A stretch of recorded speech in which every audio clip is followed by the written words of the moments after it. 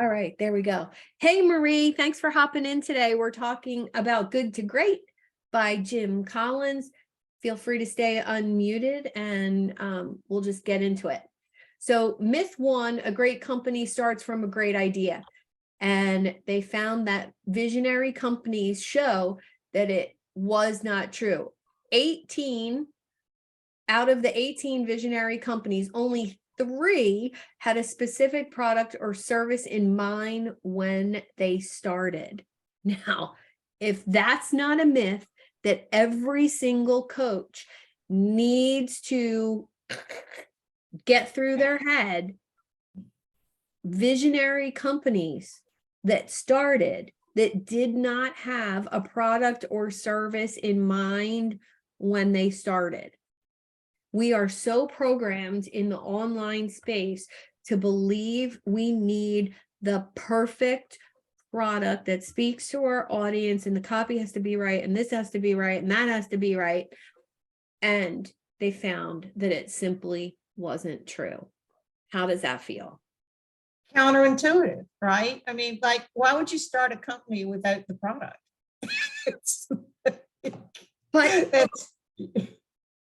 But seriously, I mean, I think if you're not strict with the product, it might give you some flexibility as far as meeting your customers' needs, demands, desires, pain points.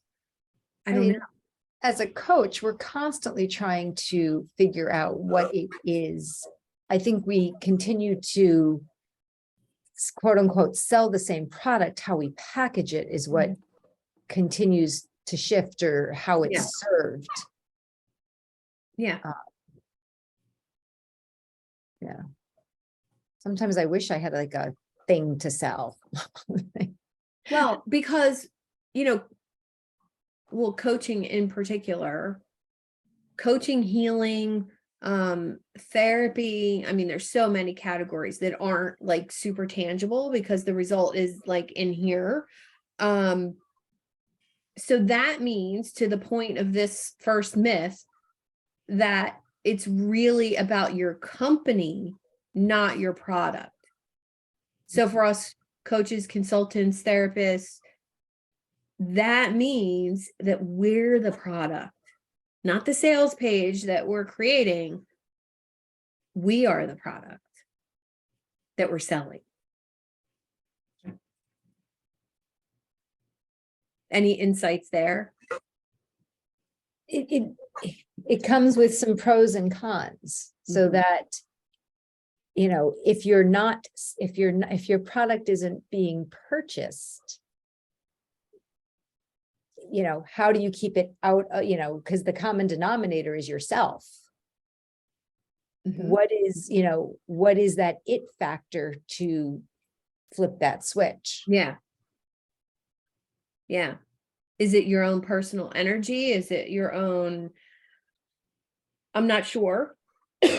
I'll give you this example. I had a client right now who said to me, my website's not getting any traffic. Like nobody's opting in to my website. And I said, when are you telling people to go to your website? Where are you telling people to go to your website? You think people are just going to find it on Google? Like they're going to search your name and find it? That's not how it works. And I think if you think that the number of people landing on your website is going to determine your number of clients, we need to talk about that a little bit, right?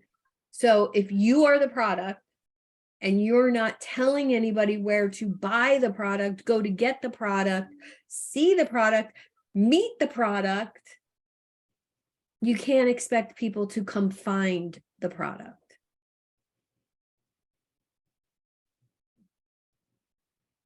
Okay. Any other insights onto the product and the company being the point? Hey, Laura, thanks for joining us. Welcome. Good to see you. Thank you. Hi. All right, myth number 2, visionary companies have a larger than life leader.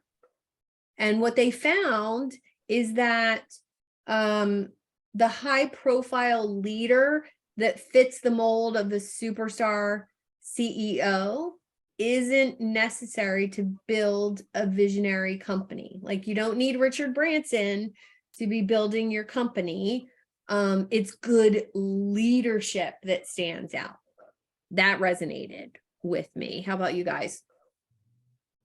Totally, for me, that makes good leadership is key to anything that we do. Yeah. And check out that what that myth says, that those leaders are clock builders, not time tellers. I love that. That just was such a great point to make. Yeah. Yeah, I might expand on that for a LinkedIn post or a blog post, because that, I'm getting goosebumps on that.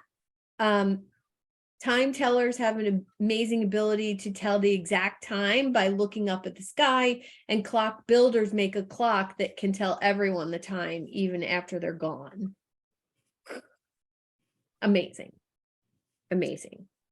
So your company that you're building can still help people even after you're gone with your method, your content, your legacy goes on.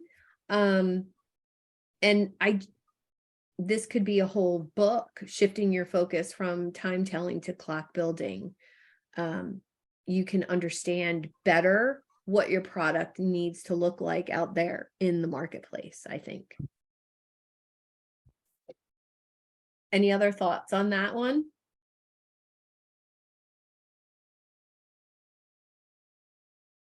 No?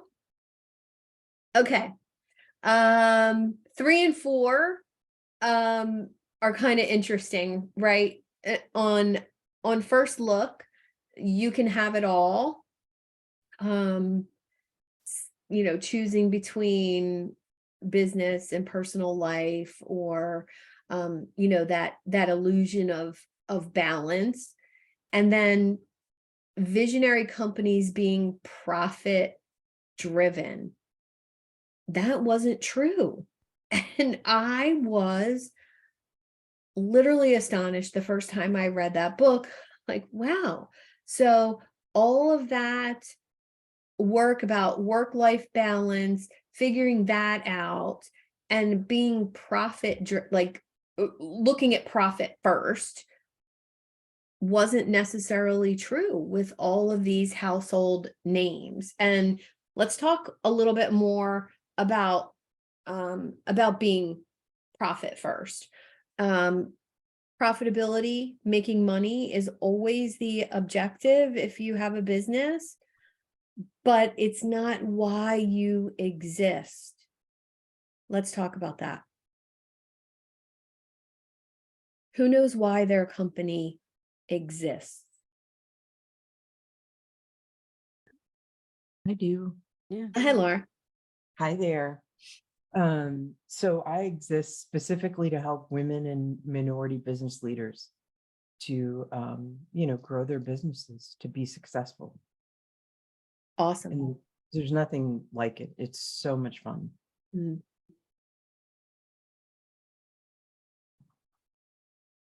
Marie or Marcy?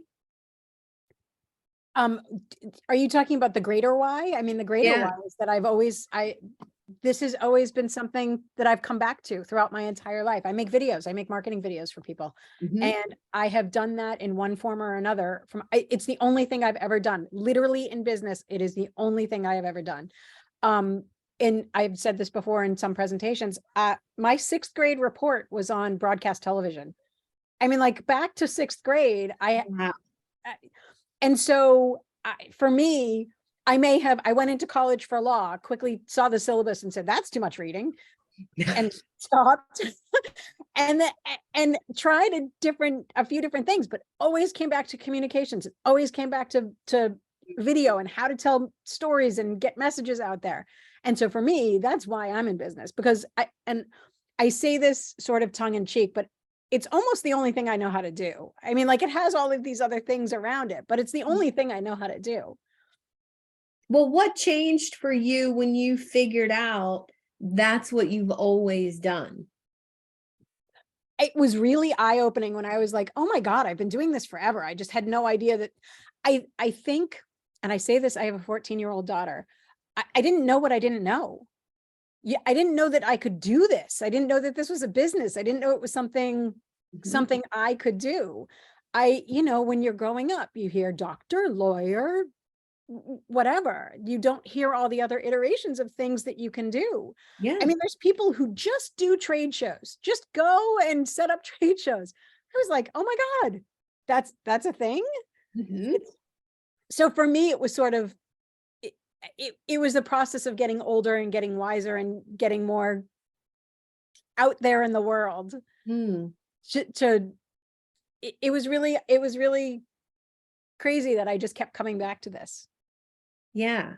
But how powerful to realize, oh, I've always been doing that. This is part of who I am. Yeah. I don't think I don't think there was a one realization moment. I think Mhm. I think it was like, oh, always like, oh, okay, well, I guess I'm doing this now because I've always done this. So now I'm Yeah. gonna just keep doing this. But I don't Yeah. think I like sat down and was like, oh, I don't think there was one moment. But I mean, I'm still doing it. Ups and downs. My business has been around for 16 years. We've seen a lot. So Mhm. Amazing. Thanks for sharing. How about you, Marie? Oh, you're on mute, sweetie. Oh, hello. Yeah, Marcy sort of says almost everything that I say. I've been in business 15 years. Mhm. I've always been a graphic designer. It's what I went to school for, it's what I've always done. But I was always doing it for other people. And I mean, literally other people, other companies, and under their rule and doing it their way and thinking that Mhm. that was the way. And then when I, got laid off yet again, I said, maybe it's time to see if I can do this on my own, truly 100% on my own. No parachute, no parachute, no safety net. Let's Mhm. do it. Because years prior, when in one of the few networking things that I ever did before going out on my own, because that was a scary thing to do, networking. And I met other self-employed graphic designers, and they said, "Oh, I design for small business owners." And then I took a look at their work, and I thought, okay, so that's what a designer for a small business owner does. Okay, that's not the quality of work I've seen in my life is Mhm. working in corporate. So that was sort of my business model venturing out. I'm like, okay, these small business owners are used to these local companies or going to getting their graphics done at Staples, and Mhm. no offense to any of those places, but you get what you get, and it's probably the same exact thing that they designed for someone else. Yeah. So I took that business model and decided I would then truly work for the small business owner, get to know them, get them branded, legitimately not get them templated and get them something custom for them. So, and then all Amazing. the years, yeah. And then all these years in business, I've gotten to know my business owners personally and really get to feel vested in their business, as vested as they feel. Yeah.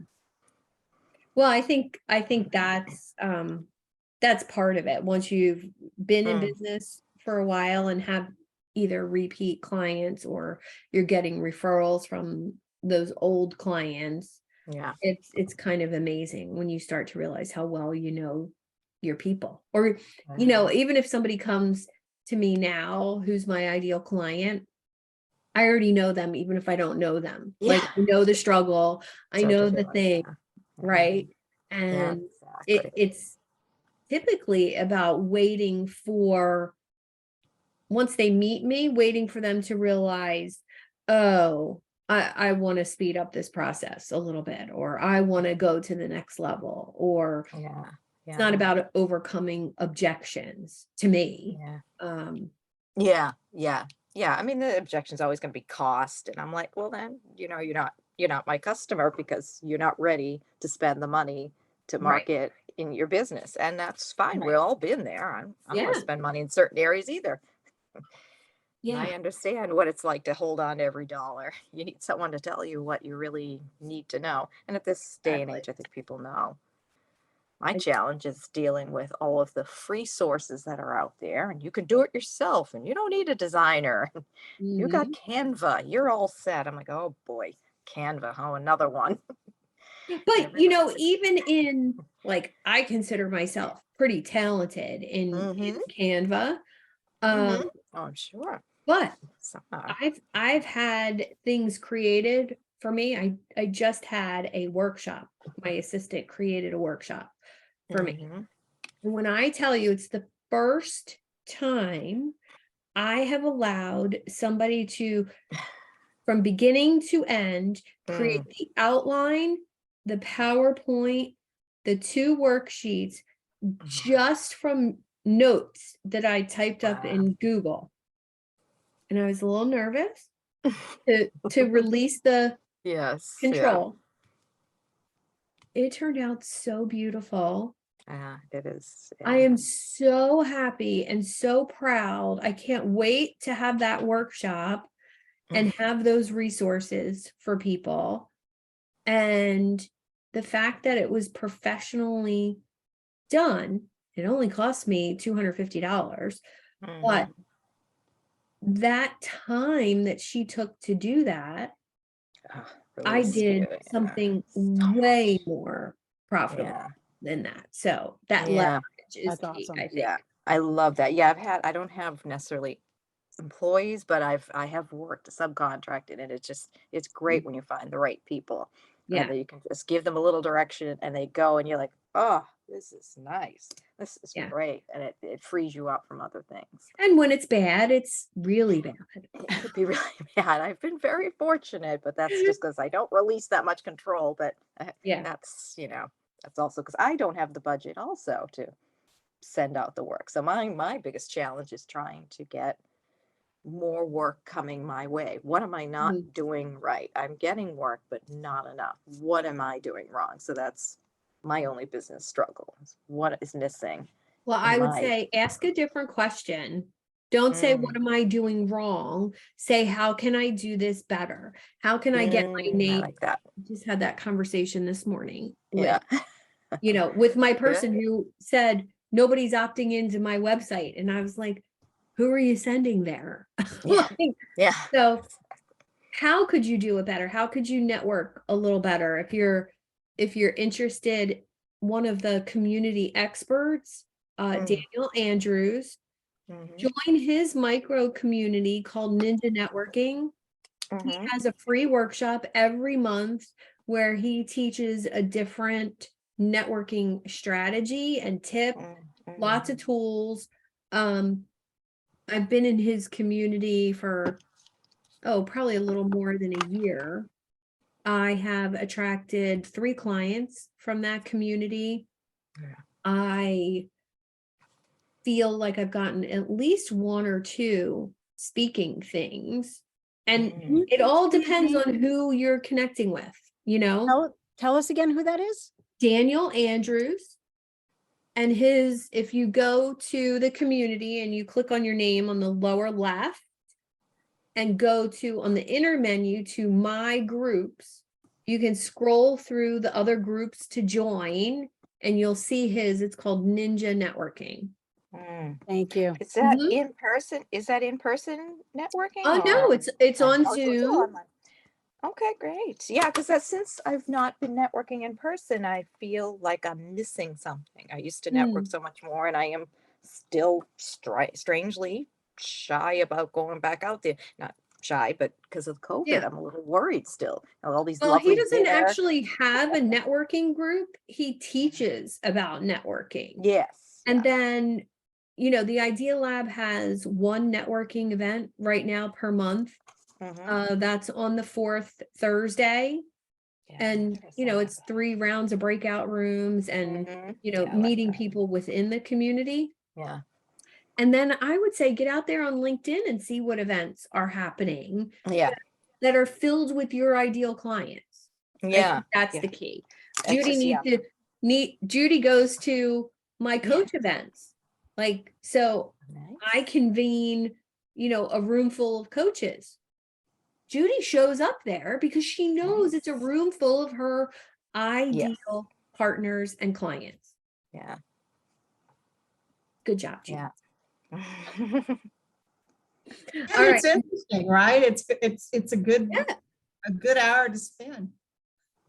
Yeah, well, I think if you're going to go out there and meet people, don't do it blind. Go in, I like go that, yeah. in informed. Who is the leader of this group and why are they bringing people together? I was in a group for a long time that the only reason the guy who ran it was bringing people together was to sell his mastermind. He didn't care about the people in the group being connected or meeting each other or facilitating a conversation. All he cared about was selling his stuff. And I was like, I'm not going to that.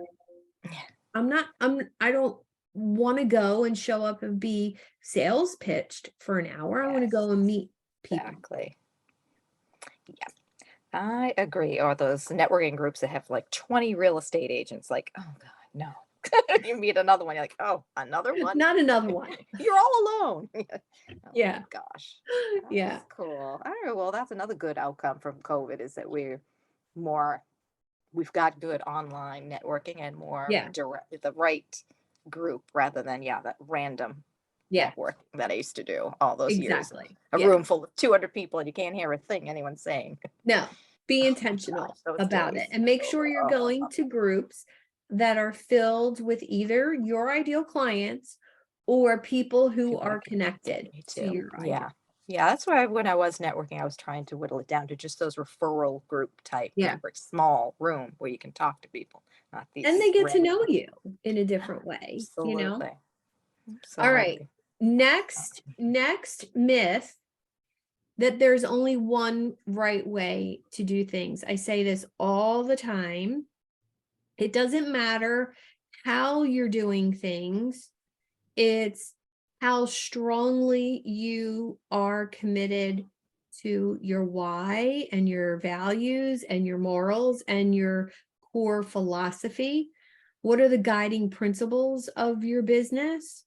And most people feel like there's one right way to be online. There's one right way to attract clients or network or whatever. And this research with these companies really showed that it was more the core philosophy of the company that was driving it forward. And you could have a core philosophy, but if you weren't consistently adhering to it, that wasn't going to drive profit or revenue. Now, I think this is super interesting when it comes to the online space. Every influencer or guru out there will tell you that their way is the only way. You have to have a quiz funnel, or you have to have a video funnel, or you have to, well, if you listen to all of that, you'll be thinking you need 45 things for your business and you'll be stuck. What really matters is that core philosophy. So let's talk a little bit. Do you know your core philosophy? Do you have strong belief statements about your business? Yeah. What's your favorite belief statement, Lisa, about your business? I would say that my belief is about helping my clients find autonomy and their best path forward. Love that. Anybody else? Core belief statement? Go ahead. Yeah, well, one part of what I do, because I've got more of the values listed, but if it were put into a statement, people can change the things that are bothering them without it being painful. Right. One of the things that so many of my clients say when they talk about it is, you know, it's a comfortable process. It was an easy to do process that Mhm. you know, there are things that have had big impacts on them that they were able to change without it being painful. Mm. Well, it's funny. I connected with you last Friday, and someone else from the community that I know really well had a session with you last week. And I ran into her at the grocery store. And of course, you know, we see each other in real life rarely. So we, you know, big hug, and we're standing there in the grocery store talking. And she's like, I just had a session with Judy and I feel different. And I was like, oh my God, me too. It was really cute. So we were talking about you in ShopRite the other day. Lovely. Yeah. Yeah. And I think when it's interesting how word spreads about what you do. So maybe Judy, you need to do more of that, right? Because it spurred a conversation with me and someone else, me with her, your other person that you gave a demo to. And now her and I are talking about it. Like, it's kind of interesting how what Judy does ties in with what you do and with what I do. That's the best networking ever. Yeah. Love it. And I love hearing the results. So thanks for Yeah, sharing that. you're welcome. You're welcome. So I have this belief statement that I used to be afraid to put out there. And when I finally grew up enough to realize that, oh, that's going to set me apart from other coaches. It's not weird or like it didn't go against what I have learned. It actually added value to what I've learned. And I put it out there the first time just on my about page of my website. So I have 4 belief statements before you read my bio, which is basically encouraging people to go away. Because if you don't believe these 4 things, we're totally not a fit to work together. You can go away now. Thank you. But it also helped me kind of come out of my shell a little bit by having stronger belief statements. So I shared this one on Facebook about 5 years ago, and I caught a lot of flack for it from online course creators and coaches who create programs and put their people through like an online course. And I basically said, I believe coaching is custom and co-created, that it's created, the program is created through conversation, not an online course, modules, or automation. And then I sat back and I was like, oh, I know I'm going to get some shit for this one, right? And I did. But I also got incredible positive feedback from coaches who coach like I coach. I think it's absolutely true that, you know, even in my course, here's the information, and I still need to meet with you individually because you may not be here today. Mm-hmm. You know, I can teach and educate. That doesn't mean that you're ready to use that. It's information that's going to be helpful. You may not be ready to process it yet. Yeah. So I am, you know, my clients are their experts. I can't help I help them with wherever they are at to move that needle forward. Mm. I can't I have no intention of dragging them anywhere. They need to know where they are so that they have the choice of Yeah. what's their best next step, because that's the only way they're going to be successful. Yeah. So that's something that, you know, maybe that was part of the draw for you to resonate with me and me to resonate with you, was because we both have that belief. Most of the people in the Idea Lab community that were invited by me or used to be in my Facebook group, they resonate with that too, where it's about relationships, it's about the conversations that you have. And, you know, let's think about anybody paying you more than $500 needs to know you. I'm sorry. There is no way I'm paying $1,000, $3,000, $10,000 by clicking a button if I've never had a conversation with that person. Now, there could be people who do that, but I don't want somebody clicking a button and paying me money if I don't know who it is, because how do I even know I can help you? Mhm. So I think as that resonates with more people, you're going to get more traction. How can you say that in a bigger way?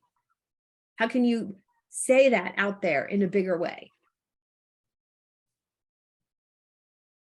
And I feel like I'm always, you know, my intention is to always be inviting people into my space to get to know me, to create free opportunities for them to ask questions, share, you know, ask those questions, you know, learn about what my philosophy is, learn how I can support you, and to make their own choice if it's a good fit. It's an interesting process. I have to say that Yeah. it's there's no, I have not yet found the straight path to make all those pieces come together. But my clients that I have, you know, stay with me. I have multiple clients that, you know, see therapists in addition. And if their therapist isn't there, they will call me to see if they can just have somebody to listen to them. You know, I know my lane. I know I'm not a therapist. They very well know that, but I'm also a second line of defense if that's what they need. You know, I'll get a message from somebody, blah, blah, blah, blah, blah. I'm safe. As long as they are safe and they have put that out there, I can support them. Yeah. Now, how do you network with a lot of therapists? I'm trying to do more of that. Mhm. I am now affiliated. There's a brick and mortar location that's local to us. And I'm now on there as one of their resources for their coaches. But they also have therapists and they also have registered dietitians, and then they also have coaches, and registered dietitians are covered by insurance. So it's hard to, you know, oh, I can get therapy, have insurance, I can do an RD, get insurance. So I'm struggling in that space because I'm kind of the last line, and people don't understand the difference between a coach and a therapist. Well, that education piece, I leaned in, and I still do lean into teaching what coaching is, showing what coaching is. It's a compliment. It's not in competition. It's a Right. compliment. And, you know, but you also, and you need somebody who has the financial resources and the belief that a coach is going to make a difference for them.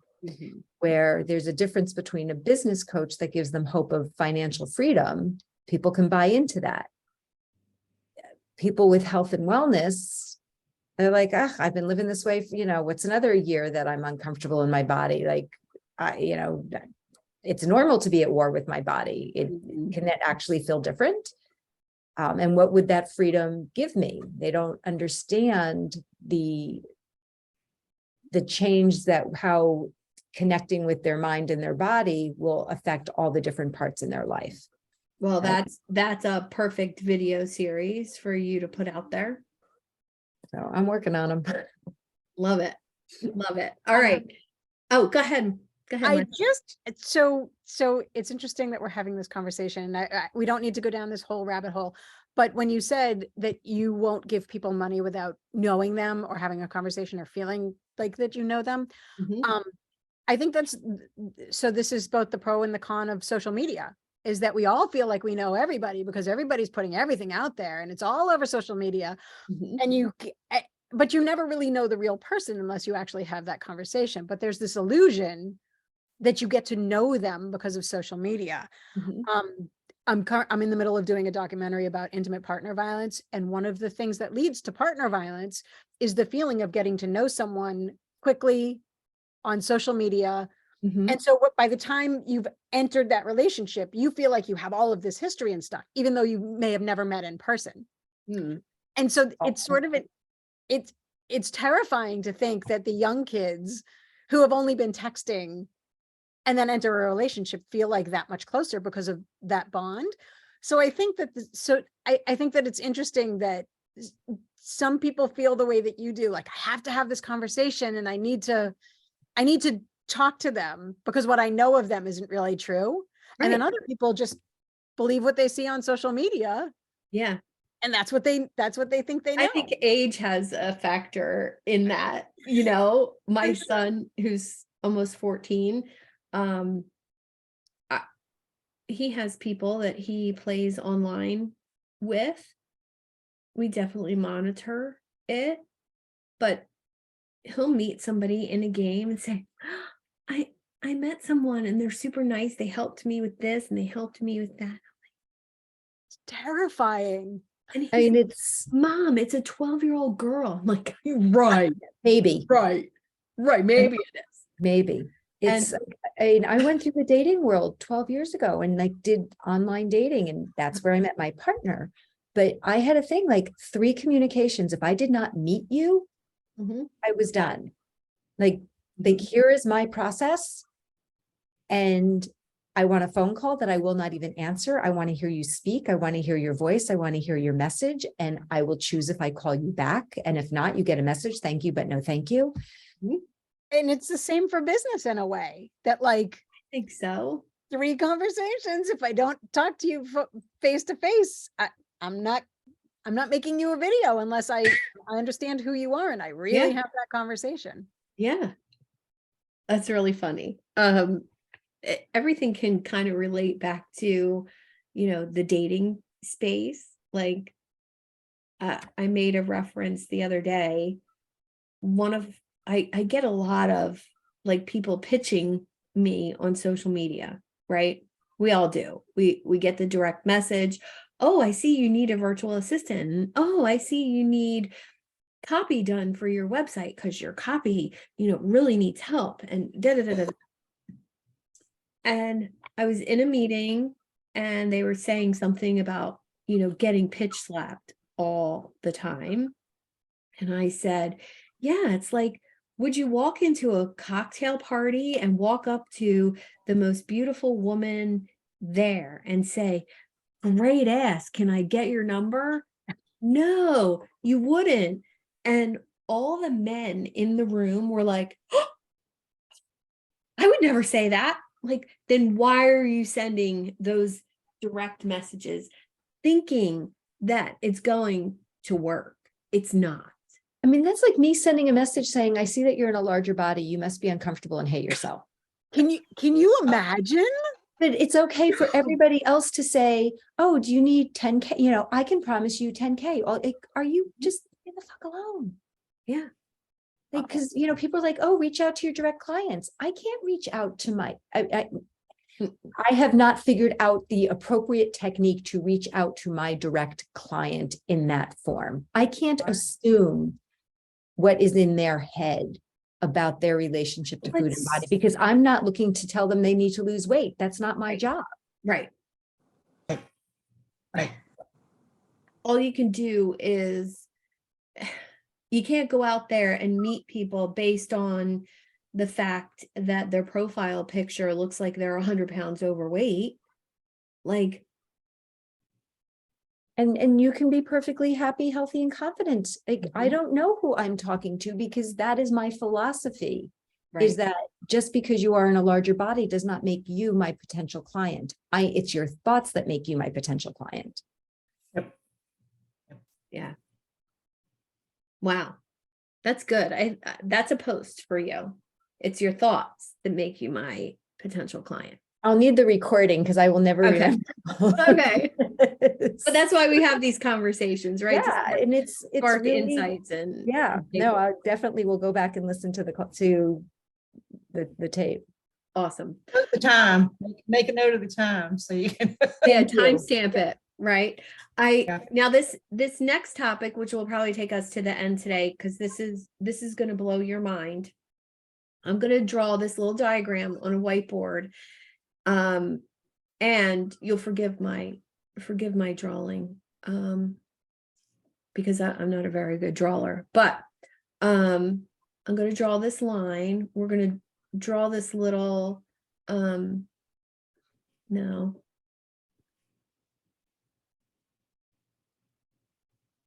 I want another line.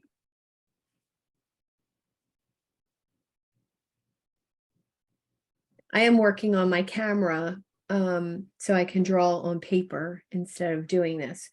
So basically, if you look at this side of the drawing as the rate of change, and you look at this lower part as a timeline, change used to happen kind of like this. So as we advanced in time, change would happen, right? And it was a very, from the invention of the cell phone to how it advanced. But since the 1960s to now, change has gone, oh, I need a new line.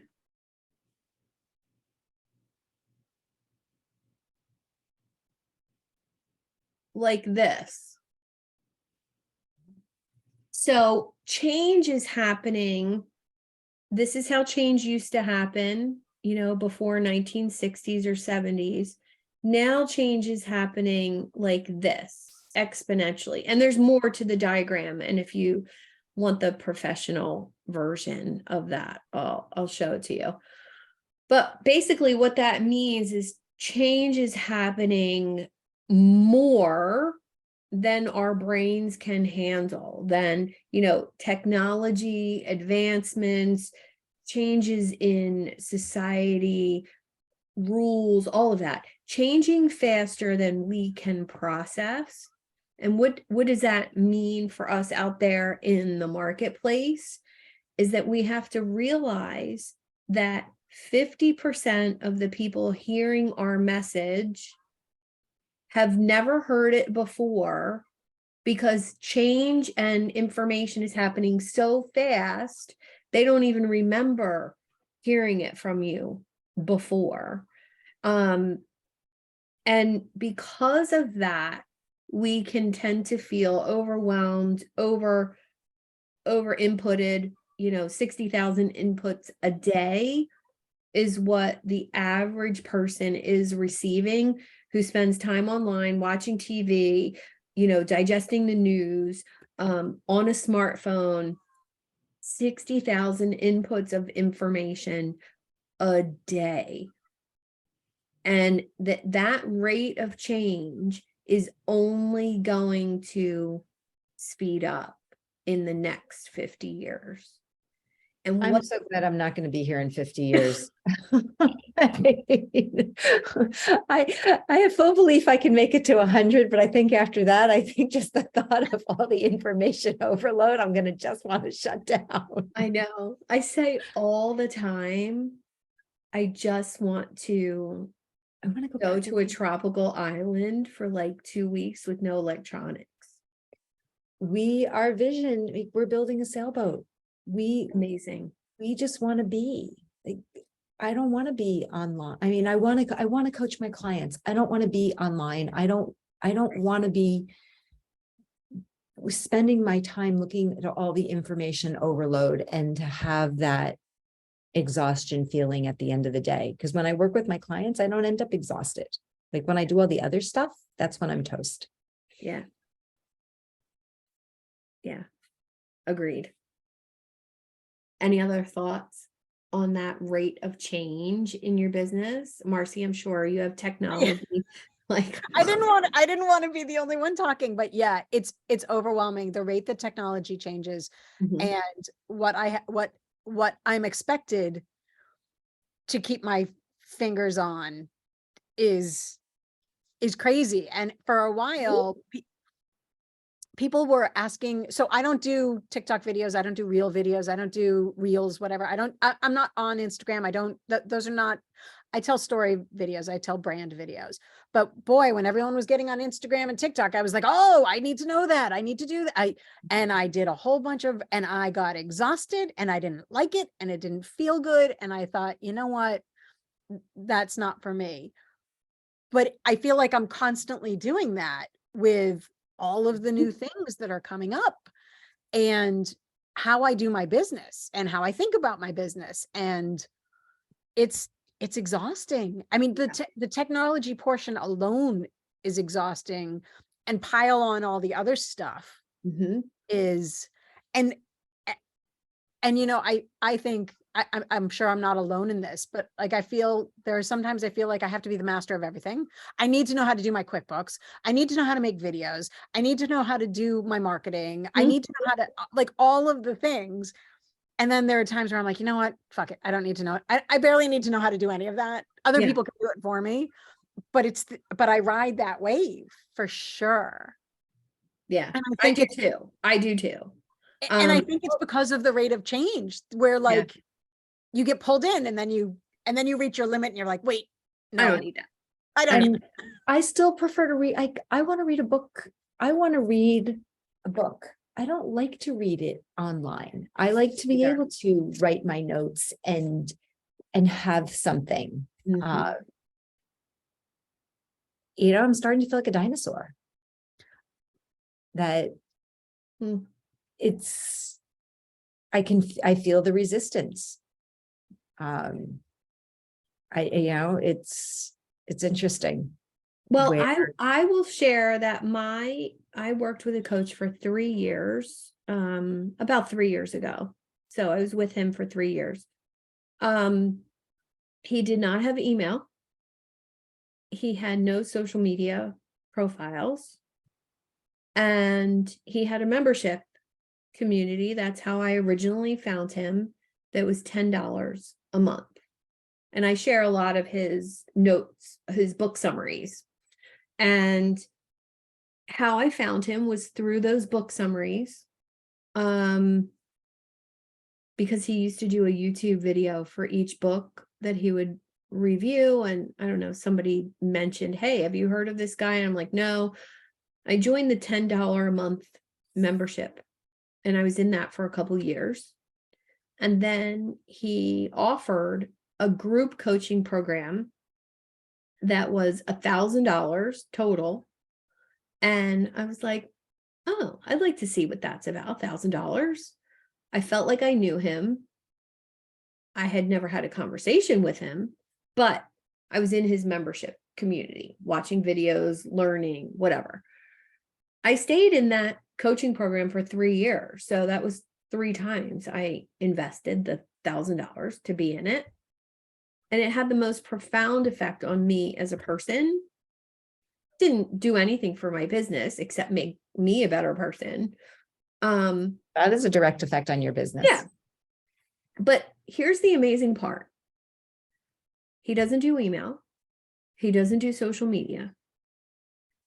He does have staff that does some of that for the company, not for him, for the company. And his $10 a month membership went from, when I joined, about 1,000 people to over 100,000 people paying that $10 a month. He hit 100,000 people and he made a lifetime offer to those people. Never pay the $10 a month again. Pay me $250 and you have it forever. So I don't know how many people paid the $250, but that one-time investment of $250, he collected $2.5 million from that. And shut down. No, and basically developed a whole new company, an app, and still without email, still without social media posts. And now he has an app, 1 million people using the app. So the 100,000 people spread. He raised $10 million in his Kickstarter to do this new company. Oh my God, without social media. And it was so inspiring for me. If he can do it through community, then I can do it through community. I can make a difference through community rather than, now, do I still post on social media because I feel like I have to? Yes, absolutely. But it's nothing like I used to do. And that's been so freeing. Yeah, it sucks you dry. Yeah, it really does. And it's, it's, how do you have the capacity, do I agree with it's important to comment on the content? I notice sometimes I just don't have the capacity. Like, yes, thank you for your information. I know a like is not enough. I would love to be able to share more. I just don't have it in me. Yeah, agreed. Is really what I'm noticing. Like, oh, I appreciate this information, but I don't really have the capacity to share my complete thoughts and do that. And certainly not answering on my phone because that drives me up a freaking wall. But the more we give to other people's content, I believe in the supporting other people and the commenting. 100%. 100%. You can't do that all the time. It's just energy draining and brain cell draining. How much do you have left for yourself at that point after you do all that? Marcy, I just thought of somebody I met a couple weeks ago to look through my notes. My notes haven't been transcribed yet from my meetings for the past 2 weeks. But when I do that, I met this guy who does short form video content. So he literally takes 3 long form videos, And chops them turns up. each one of those 3 into 3, and then takes each one of those 3 and turns it into really short, like 1 minute. Oh, you mean 15-second or something? Yeah. 1 minute. Yeah. 1 minute's 15 long. seconds. Yeah. 15 second. And basically from 3 videos, you end up with 30 pieces of content for the month. Wow. That's great. And You need to help me do that. yeah, I needed it. And he's a young guy, great editor, obviously, but he might be a good connection to partner with.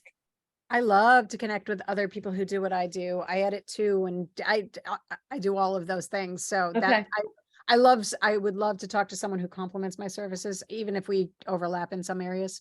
Be awesome. Okay. I'm gonna make a note, and when I go through, I have one of those electronic notebooks, so I take pictures of my notes and then have them in my system.